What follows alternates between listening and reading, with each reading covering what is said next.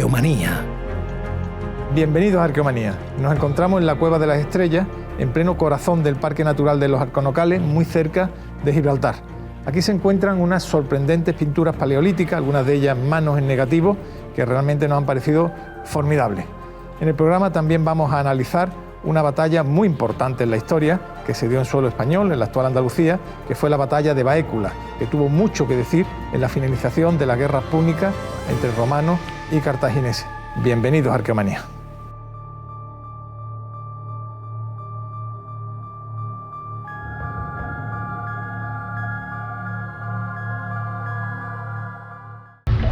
Cuadernos de campo. La Cueva de las Estrellas.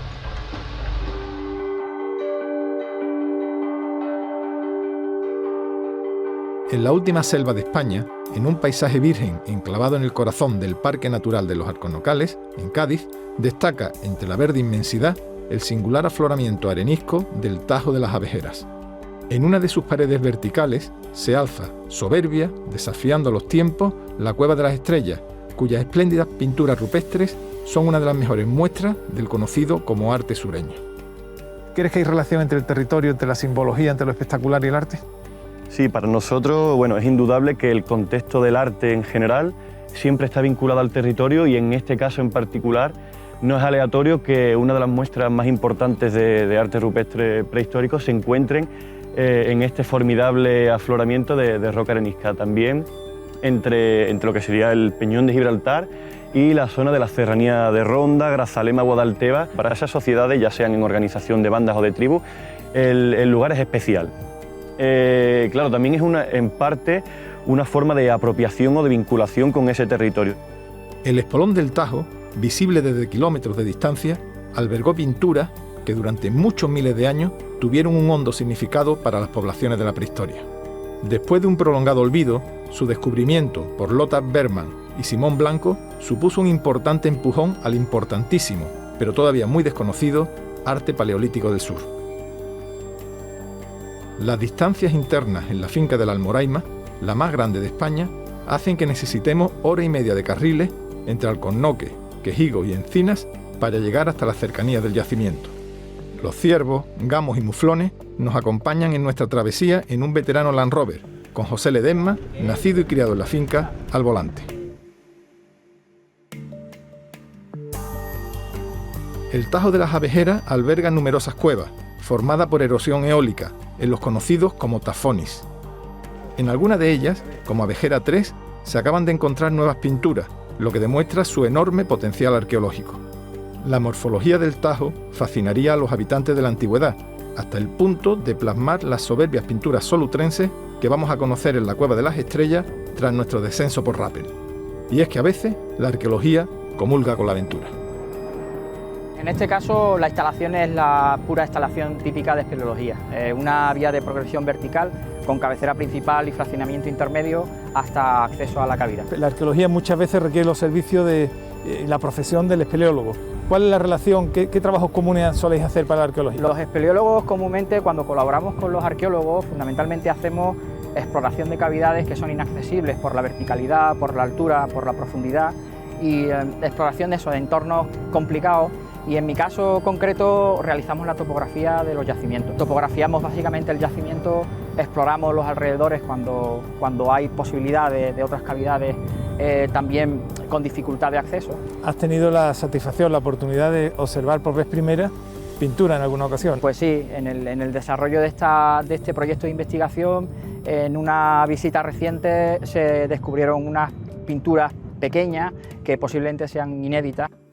Una de las pinturas rupestres más imponentes, por cuanto suponen un grito personal y colectivo a la eternidad, son las manos dibujadas en negativo, pinturas muy antiguas y raras, pues apenas se localizan en una treintena de yacimientos de toda Europa. En la Cueva de las Estrellas encontramos, entre otros dibujos, 5 manos, lo que demuestra su extraordinario valor arqueológico y artístico. Después de la bajada, que ha tenido cierta dificultad, pues llegamos a la cueva, una cueva muy importante, que es la Cueva de las Estrellas. Cuéntanos un poquito qué figuras, qué motivos encontramos en la cueva. Los elementos más importantes, las 5 manos en negativo, que son la impronta de la mano colocada contra la pared, sobre la que se proyecta el pigmento y queda en negativo, efectivamente. por lo pronto 3 caballos. En las 2 cúpulas laterales tenemos representaciones de líneas en paralelo que parecen además como buscarse, que parecen querer converger. Tenemos en la zona más profunda de la cavidad un zigzag.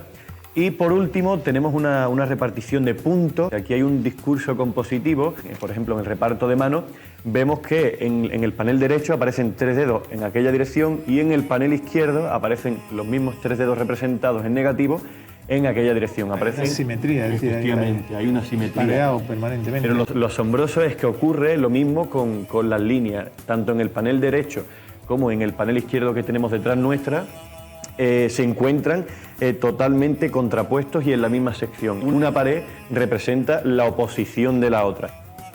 Las pinturas más antiguas podrían superar los 30.000 años, lo que nos supone una profunda inmersión en los abismos de nuestro origen. Las manos se encuentran acompañadas por extrañas y hermosas composiciones de líneas y puntos que nos hacen soñar con los patrones mentales que compartimos con nuestros ancestros.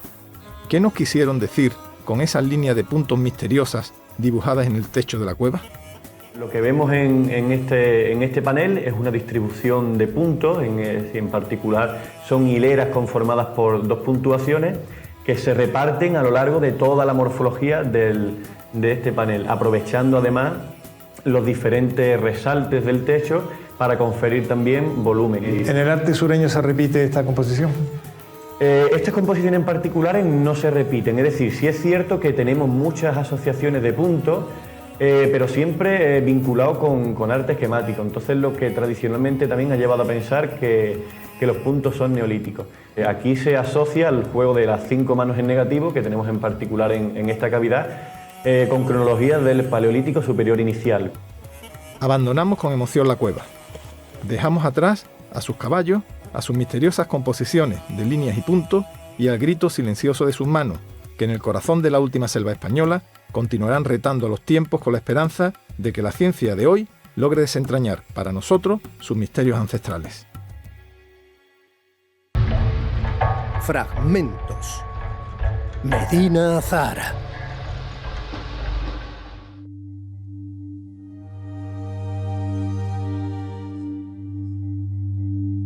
En el año 929 de nuestra era, Abderramán III fue proclamado príncipe de los creyentes, Amir al-Muminin, consagrando Córdoba como capital del occidente musulmán.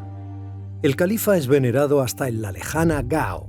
Documentos epigráficos así lo atestiguan, como tuvimos la ocasión de comprobar in situ. Pero los emires cordobeses no habían podido proclamar un califato sin vencer graves dificultades previas. Uno de sus grandes enemigos, los fatimíes de Kairouan, en Túnez, habían fomentado las guerras civiles en la antigua Hispania, al apoyar la revuelta, Fitna, de Omar ben Hafsun, desde Bobastro, en Málaga. Fue casi medio siglo de conflicto que terminó con la destrucción de la capital hafsuní y su damnatio memoriae. El nuevo califa, uno de los hombres más poderosos del mundo, necesitaba también parecerlo. Es por ello que decide construir una ciudad palaciega que deslumbre por su incontenible esplendor. Ahí nace Medina Azahara. Aunque algunas fuentes atribuyen el levantamiento de Medina Azahara a un regalo del califa a su esposa, Azahara. Es una ciudad ideal, al-Madina al-Fadila, como escribiera Al-Farabi.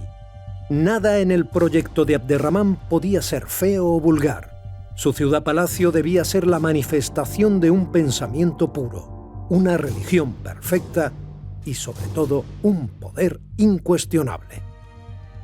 El vínculo de Medina Azahara con el mundo clásico parece más que claro. La Villa Adriana, cerca de Roma, es un antecedente evidente. Y es que el esplendor del califato de Córdoba es la transliteración de aquella Roma al mundo árabe. No en vano, muchos artistas bizantinos trabajaron en Medina Azahara. Medina Azahara ha sido incluida en la lista para lugares patrimonio de la humanidad. Durante 2017 comenzó la excavación de lo que parece ser un enorme patio de armas. Allí formarían los ejércitos califales. el Instituto Arqueológico Alemán participa de los trabajos. La intención de estos 5 años es la investigación de esta plaza desde sondeos muy puntuales para estudiar más sobre el tamaño de esta plaza y el tipo de los edificios a sus 4 lados, ¿no? Es importante determinar el alcance de la intervención y el periodo sobre el que se trabaja. Aunque parezca difícil de entender, la gran plaza de armas no aparece reflejada en fuentes árabes. La verdad es que no, pero tenemos textos con una descripción de esta ciudad y dentro de estas descripciones hay la descripción de la puerta principal de este palacio. Y yo creo este pórtico es esta puerta principal del palacio. La mayoría de Medina Azahara continúa bajo la tierra de Córdoba. Las generaciones venideras volverán a disfrutar de todo su esplendor. Historias de la arqueología. La batalla de Baécula.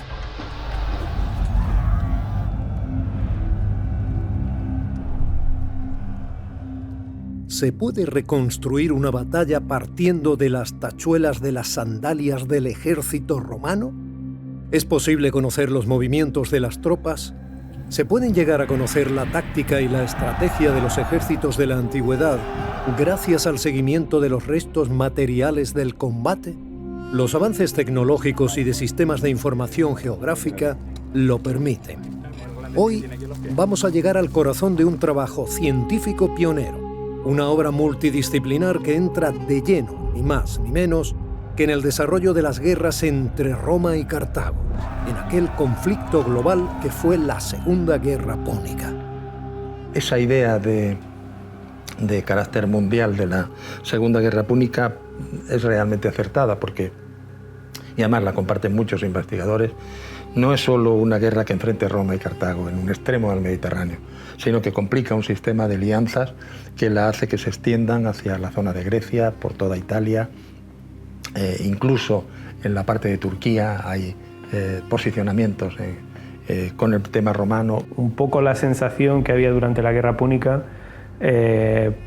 puede compararse con la sensación que hemos tenido nosotros después de lo de las Torres Gemelas. Roma no programó una conquista de la península ibérica o no programó una conquista del norte de África.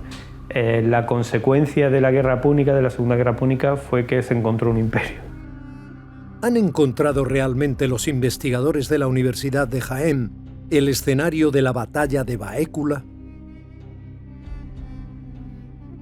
El asedio a una ciudad deja marcas indelebles, huellas que pueden recomponer un relato pero que solo los ojos expertos son capaces de ver. Hay que releer las viejas crónicas y tratar de identificar elementos sobre el terreno.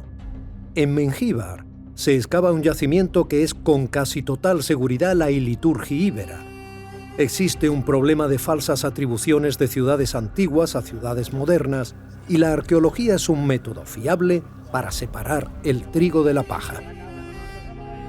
Los métodos tradicionales, basados en las fuentes escritas y la epigrafía, están siendo validados con otros más científicos.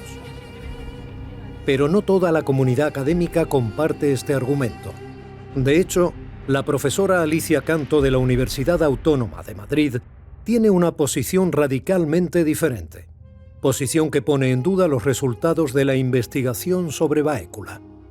Entre los argumentos en contra, para mí el más importante de todos es un texto de Tito Livio, que no en la campaña del 208 a.C., sino en la siguiente, es decir, cuando ya Baécula es suya, las tropas romanas, para esa campaña nueva en la que van a ir a Ilipa, o sea, van a hacer la última gran batalla contra los cartagineses, que será la definitiva, viniendo un cuerpo de ejército de Tarragona y el otro de Cartagena, dice que se encuentran todos en Cástulo y avanzan hacia Baécula.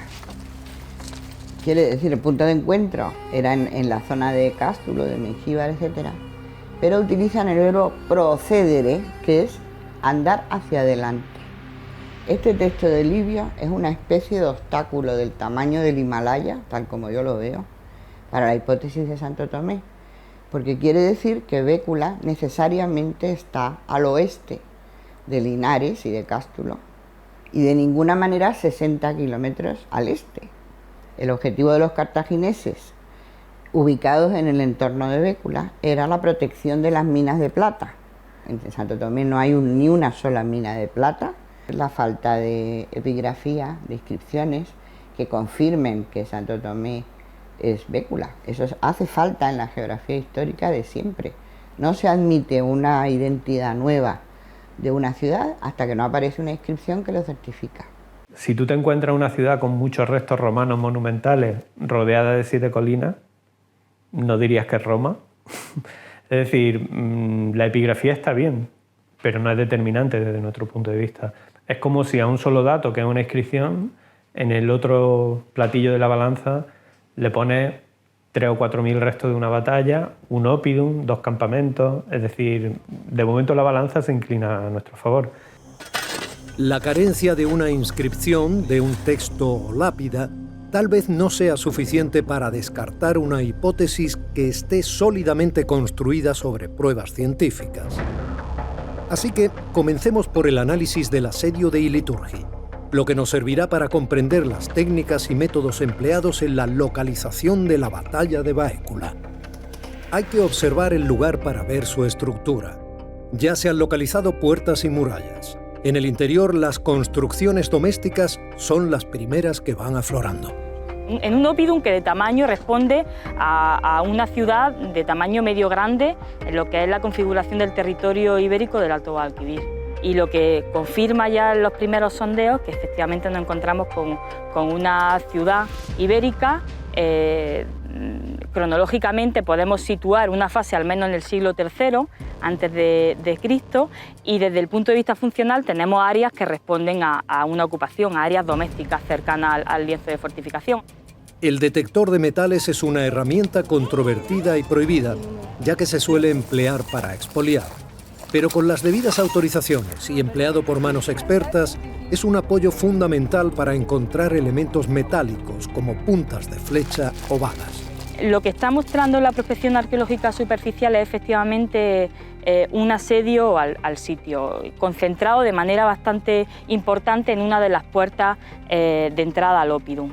No hemos excavado la puerta en este momento, es un objetivo a medio plazo, pero topográficamente se lee perfectamente la presencia de un bastión donde están impactando distintos tipos de proyectiles, como proyectiles de onda, glandes de plomo y otro tipo de puntas de flecha lanzadas con maquinaria que indican un asedio bastante importante a esa zona concreta de la fortificación.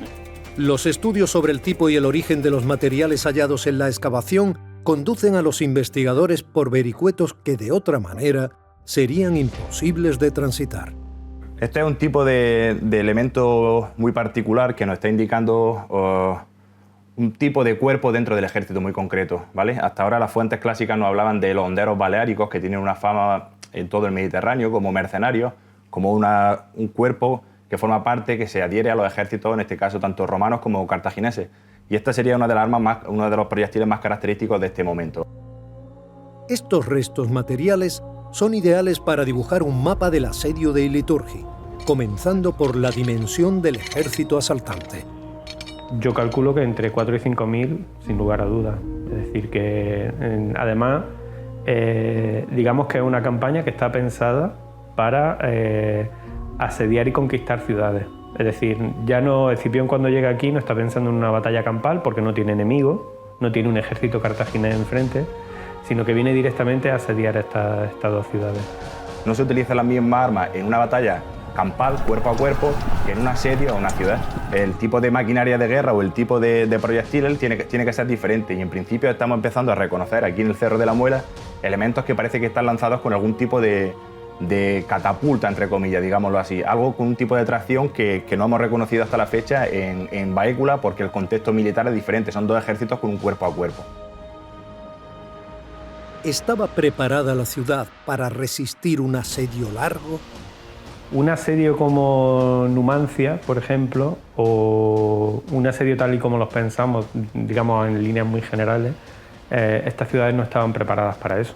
Es decir, no tenían grandes almacenes, una previsión grande de agua, etcétera, etcétera, ¿no?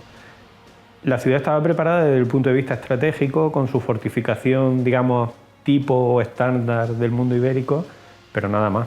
Es decir, que de repente te aparezca un ejército romano entero y tenga la pretensión de entrar, digamos que ahí no tienes muchos medios de defensa. Y de hecho entraron. El impacto de la caída de Iliturgi sobre Cástulo fue demoledor. Imaginaros en el momento simplemente de que se presente el ejército de Escipión en las puertas de Cástulo. Incluso dentro de la propia ciudad habría unas tensiones, es decir, entre los partidarios de pactar la rendición y de no pactar esa rendición, ¿no? Claro, con el ejemplo de Iliturgi pactaron y supieron y eran conscientes de que lo que les convenía era rendirse. No tenía ningún sentido resistir al ejército romano. Estamos al final de una guerra que cambió el paisaje político de Iberia. Los pueblos íberos de brillante trayectoria comienzan a romanizarse, aunque el proceso no fue tan rápido como se creía hasta ahora, y pueden verse muchas formas mixtas, ibero-romanas, hasta el principio del primer milenio de la era. El caso de Iliturgi nos ha servido para ver sobre el terreno las técnicas y los métodos de estudio de una batalla. Ahora vamos a entrar de lleno en la historia de la localización de la batalla de Baécula, acaecida el año 208 a.C. El ejército cartaginés, comandado por Asdrúbal Barca, se enfrentó al romano a las órdenes de Escipión el Africano. Fue un momento cumbre de las guerras púnicas. Lo que pasó aquel lejano día pudo cambiar la historia. En el año 2004 se localizaron los primeros restos de una gran batalla en este monte, vestigios que podían situarse en las fechas de la Segunda Guerra Púnica. El reto era enorme, localizar un episodio que apenas había durado unas horas, más de 2000 años después. Las descripciones de la antigüedad señalaban que Asdrúbal había acampado cerca de Baécula, pero que ante los primeros ataques romanos decide trasladar su campamento a un cerro que tenía un río a sus espaldas y un ribazo abrupto. La cima era lo suficientemente grande como para que acampara el ejército cartaginés. Desde las alturas, Asdrúbal domina el panorama y pergeña su treta. Escipión el Africano, por su parte, agrupa su ejército para preparar su ataque a los cartagineses. El Cerro de las Albahacas experimenta una escalada en la que los honderos baleáricos, los jinetes númidas o la infantería ibérica se mezclan con romanos y cartagineses. De haber existido la CNN, habría retransmitido esta batalla. Pero, ¿qué tenía de especial este lugar? Tanto los primeros Escipiones como el propio Escipión después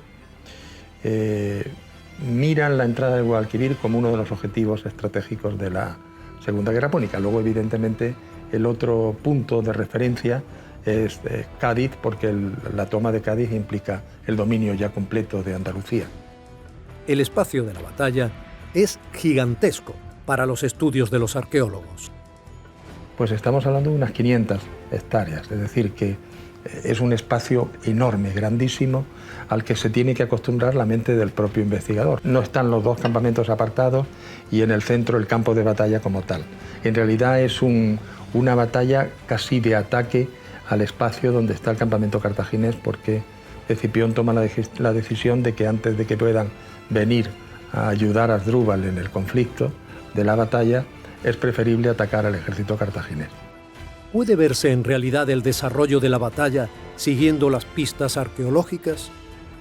Todo el movimiento de las tropas que van narrando los dos historiadores se va siguiendo cuando determinamos cuáles son los elementos arqueológicos que nos pueden dar esa lectura. Por ejemplo, el movimiento de las alas del ejército romano con Escipión por una parte y Lelio por el otro lateral, lo vamos reflejando por cuestiones arqueológicas, como por ejemplo las tachuelas de las cáligae de los legionarios romanos. Y vamos viendo cómo van apareciendo primero dardos y puntas de flecha, y luego en un momento determinado el ala del ejército entra ya en el conflicto y aparecen elementos de una lucha cuerpo a cuerpo, como la jabalina, la lanza, etcétera, etcétera. Cuando Escipión llega a la parte más alta del escenario de la batalla, lo que le recibe son puntas de tipo macalón, que es una punta de garfio que utiliza fundamentalmente el componente indígena de la batalla.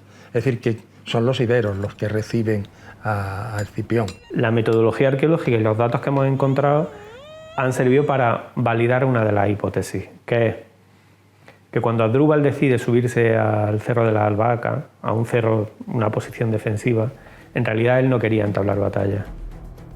Una de las claves para certificar que en Santo Tomé tuvo lugar la batalla de Baécula era localizar un oppidum, una ciudad íbera, que concordara con las fuentes clásicas. Cuando el ejército cartaginés hace el campamento en Baécula, y cuando también lo hace después de la batalla el ejército romano, lo que nos aparece encima del cerro son cientos y cientos de ánforas ibéricas.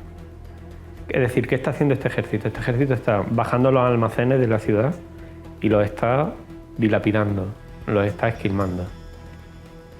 ¿Qué hacen? Sacan las ánforas de esos almacenes y las vacían en sacas para no llevarse la cerámica, porque no se pueden llevar una ánfora en marcha porque se les rompe y pesa además bastante, ¿no? La evidencia que estamos encontrando es esa, y la evidencia más directa es que creemos que el oppidum de Turruñolos, que es Baécula, la ciudad de Baécula, con los pocos sondeos que hemos hecho, no hemos hecho mucho, no encontramos evidencia de destrucción fruto de la batalla. Pero sí que podemos decir claramente que no dura más de 10 años después de la batalla. ¿Cuáles fueron en realidad los hechos sucedidos en Baécula? Para ubicar los movimientos de los ejércitos se ha empleado información geográfica de cada resto material, como las tachuelas de las sandalias romanas y las balas de los honderos, secuenciando su dispersión. El resultado arroja el mapa de los desplazamientos de las tropas. Ha sido un trabajo prolijo de gran complejidad tecnológica. Esta es una reconstrucción del momento clave de la batalla de Baécula. Asdrúbal plantea una maniobra de diversión enviando contingentes para combatir a los romanos, mientras pone en fuga al grueso de su ejército. Escipión el africano muerde el cebo y, aunque ataca por los flancos, llega tarde para cortar el paso al ejército cartaginés, que abandona su campamento en el Cerro de las Albahacas, poniendo rumbo a Cartago Nova y desde ahí a Italia. Escipión debía haber evitado precisamente eso, así que, si bien puede decirse que ganó la batalla, no es menos cierto que no cumplió su objetivo.